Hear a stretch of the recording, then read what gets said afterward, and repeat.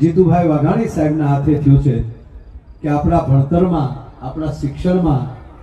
ગીતાજીને જે સ્થાન દેવામાં આવ્યું છે એ ન ભૂતો ન ભવિષ્યતિ,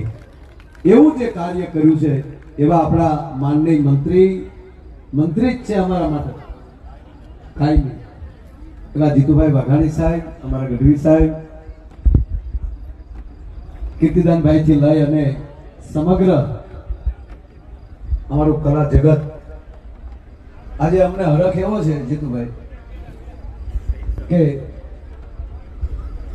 પરેશદાનના ઘરે પ્રસંગ છે કે અમારા ઘરે પ્રસંગ છે, આમાં બિલકુલ નક્કી નથી થતું, એવું કાયદેસર હરખ છે.